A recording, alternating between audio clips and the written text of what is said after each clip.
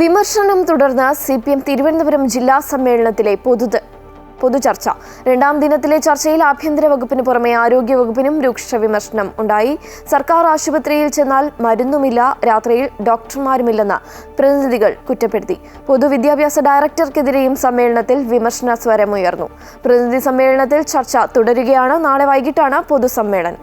സമ്മേളനകാലം സിപിഎമ്മിന് തിരുത്തൽ കാലമാണ്. രണ്ടാം ദിനത്തിലും പ്രതിനിധി സമ്മേളനത്തിൽ വിമർശന സ്വരമാണ് ഉയർന്നത്. ആരോഗ്യവകുപ്പ് അനാരോഗ്യത്തിലൂടെയാണ് കടന്നുപോകുന്നതെന്ന് പ്രതിനിധികൾ പറഞ്ഞു. ആശുപത്രികളിൽ ചെന്നാൽ മരുന്നുമില്ല, രാത്രികാലങ്ങളിൽ ഡോക്ടർമാരുമില്ലെന്നായിരുന്നു വിമർശനം. ആരോഗ്യവകുപ്പിന് എങ്ങനെ ഇങ്ങനെ പോകാനാകുമെന്നും പ്രതിനിധികൾ ചോദിച്ചു. വിദ്യാഭ്യാസ വകുപ്പിന് നേരെയും ചോദ്യശരങ്ങൾ ഉയർന്നു. വിദ്യാഭ്യാസ മന്ത്രിയെ മറികടന്ന് പൊതുവിദ്യാഭ്യാസ ഡയറക്ടറാണ് കാര്യങ്ങൾ തീരുമാനിക്കുന്നത്. വകുപ്പിൽ ശക്തനായ മന്ത്രിയിരിക്കുമ്പോൾ എങ്ങനെ ഇത് സാധിക്കുന്നുവെന്നായിരുന്നു ഉയർന്ന പ്രധാന മറ്റൊരു ചോദ്യം. സിപിഎം സംസ്ഥാന സെക്രട്ടറി എം പി ഗോവിന്ദനെതിരെയുള്ള വിമർശനത്തിനും രണ്ടാം ദിനത്തിലും പ്രതിനിധികൾ അയവ് വരുത്തിയില്ല. പോലീസിനെ വിമർശിക്കുന്നതിനിടെ പാർട്ടി സെക്രട്ടറിയുടെ ശൈലിയെ പ്രതിനിധി സമ്മേളനത്തിൽ വനിതാ അംഗം പരിഹസിക്കുകയും ചെയ്തു. ഗോവിന്ദൻ മാഷിന്റെ വൈരുദ്ധ്യാത്മക ഭൗതികവാദം അറിയണമെങ്കിൽ പോലീസ് സ്റ്റേഷനിൽ പോകണമെന്നും അപ്പോഴാണ് പ്രസംഗത്തിന്റെ അർത്ഥം മനസ്സിലാക്കുകയെന്നുമാണ് വനിതാ പ്രതിനിധിയുടെ പ്രതികരണം. സംഘടനാ റിപ്പോർട്ടിന്മേലും പ്രവർത്തന റിപ്പോർട്ടിന്മേലും ചർച്ച ഇന്നും തുടരും. വിമർശനങ്ങൾക്ക് പാർട്ടി സംസ്ഥാന സെക്രട്ടറി എം പി ഗോവിന്ദൻ നാളെ മറുപടി നൽകും.